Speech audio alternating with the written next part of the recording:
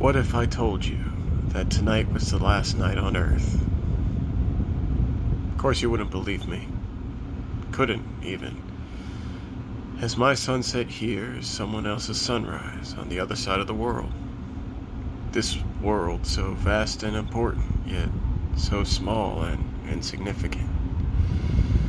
Yesterday was your last yesterday, and there will be no more tomorrows. There will be no more time for you to complete that project, that assignment, or that chore. You will not go on that lunch date, or that slumber party. There will be no school, no church, no workday, just silence. They say as you are approaching and crossing the event horizon of a black hole, things get very strange. Time takes longer and longer to pass, unnoticed by its latest meal, yet glaringly obvious to any observers. For them it would seem as if we start to move slower and slower until eventually we just stop. No one really knows what it would feel like to experience this time dilation. No one we have sent to explore a black hole ever returned. I suppose it doesn't matter because eventually, even if they did start to notice, by that point they just appeared to be a photograph, a still life that slowly started to fade away into nothingness. I used to say I can only imagine what that was like, but now I think I have a good idea. See, lately I've noticed time behaving rather odd.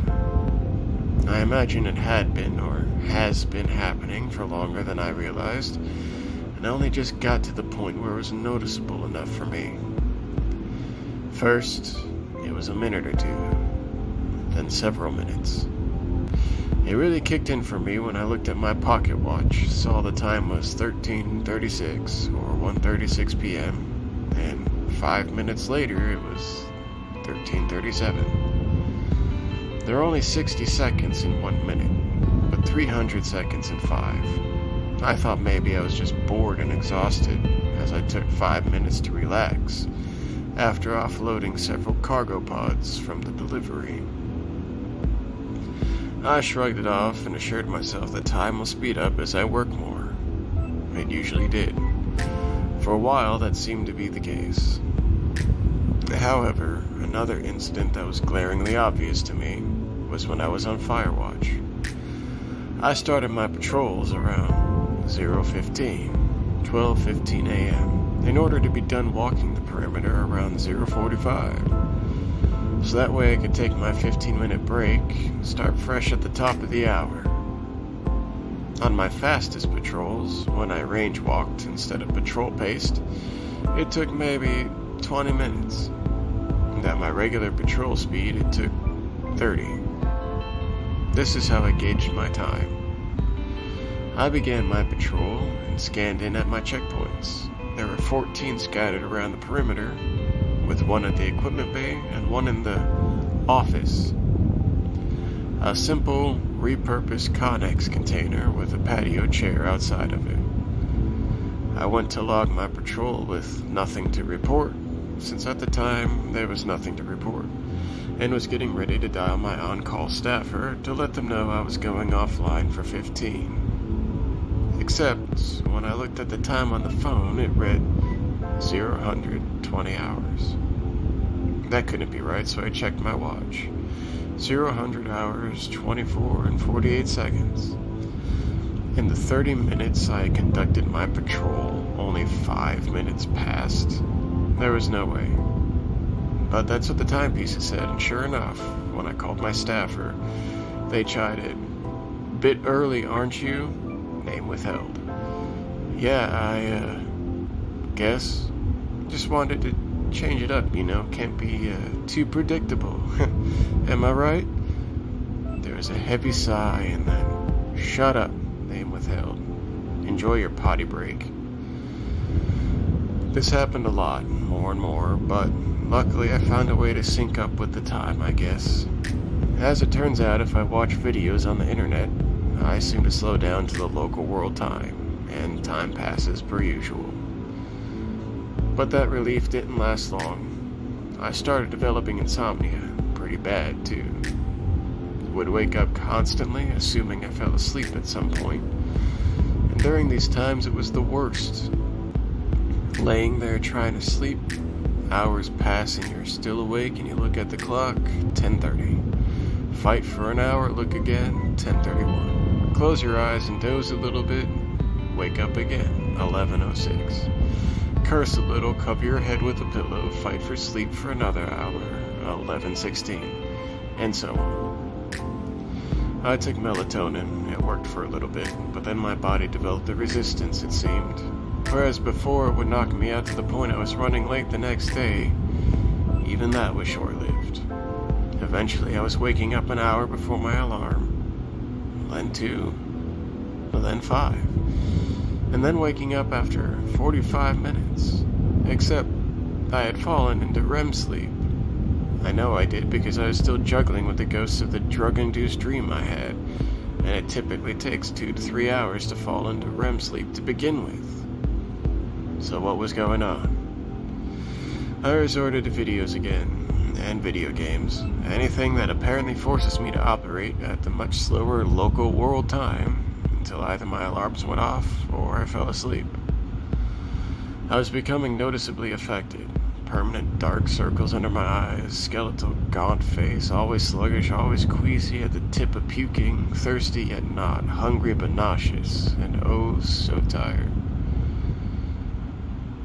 But then time slowed even further, though there was only a few times I was actually outside the influence of the distorted time and realized what was happening.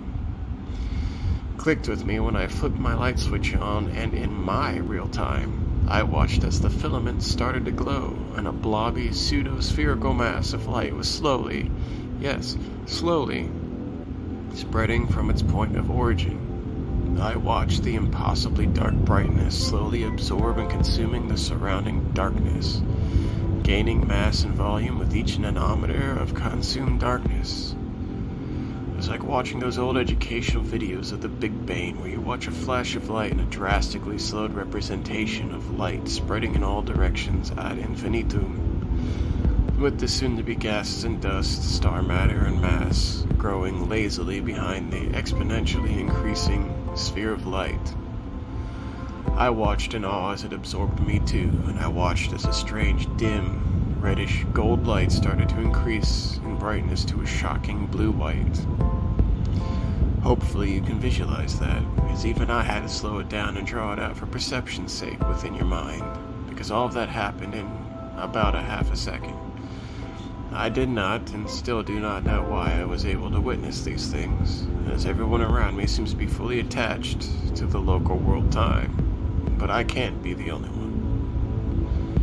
I doubt I will know until the end, or after the end. I digress. I also started to notice other strange things. Buildings being slightly taller than I remember. People I knew also taller. Pets, cars seemingly stretched. Barely longer or wider than I last recall, but enough to be noticeable. A family dachshund now just short of a miniature pinscher, with the legs a tiny bit longer, etc. My eyesight seems to be affected too, my vision still being rated at 20/20 regulation, or subject can read things at 20 feet, others with perfect 20/20 vision can read at 20 feet, and 20/10 actual. Measured efficiency, subject can read at 20 feet that others with perfect 20/20 vision can only read from 10 feet. Yet, signs and words getting harder to read. I thought maybe my eyes were just failing me, except when I retested. Same result. Again. And again. It seems that somehow I also, upon interaction with people, are attached to the local world time. But lately even that seems to be changing. Just the other day I was talking to someone. There was a slight delay. I said something, and the person who normally reacts and responds fairly quickly took a touch longer to respond. What is worse, his mouth opened and moved before I could pick up what he said. Again, almost completely unnoticeable, yet I caught it. Disturbingly enough, I also noticed his mouth stopped moving before his voice stopped speaking. And then there are the ghost pains. A strange, god-awful pain of no discernible source that always seems to change location the moment you get to its perceived origin. A pain that is both crushing yet splitting, burning hot yet icy cold, compressing, condensing, stretching. The headaches that last all day, all night. The constant blood pressure changes causing dizziness and near fainting, with your eyes seeing nothing but TV static before shifting to black, and your ears ringing, your stomach sinking to your feet but also occluding your throat. At least these things are noticed by the others. My dog, constantly licking his paws, legs, whatever, electing to just stay still and try not to move, more often than not. Neighbors' kids complaining of earaches and headaches. Those I work with complaining about growing old overnight and must have slept wrong. You get the idea. I don't know how long it's been. I don't know. But I'll just repeat myself. What if I told you there is no tomorrow? Some of you will draw your curtains for the last time. Some will walk the dog for the last time. Some of you will tuck your kids in for the last time. Some of you will clock in or out for the last time. Some of you will sleep, game, browse, binge for the last time. Some of you will make that nightly call for the last time. I almost envy you. So unaware, so blissfully ignorant. But I also somewhat envy those who will be waking up for the last time, eating their breakfast for the last time, saying their goodbyes and I love yous, giving their hugs and kisses and well wishes for the last time. Blasting your favorite music for the last time. Folding the laundry or doing the dishes for the last time. But me, I'm going to bed for the last time. I'll stare at my ceiling, try in vain to sleep for the last time. Counting my day-long hours, my hour-long minutes, minute-long seconds all night long until I either pass out or... Another update. It is the middle of the night. The sky is bright as sunrise. There is no wind or breeze blowing. There are no clouds drifting. There are no birds singing or bugs chirping. There are no cars driving. There are no people bustling. There's no stars. Everyone is...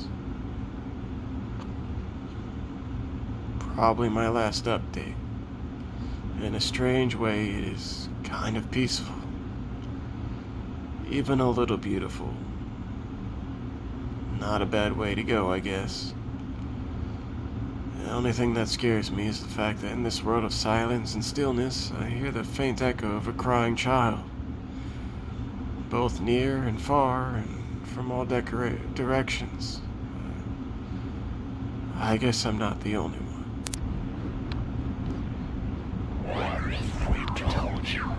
What if we told you tonight was the last night on Earth?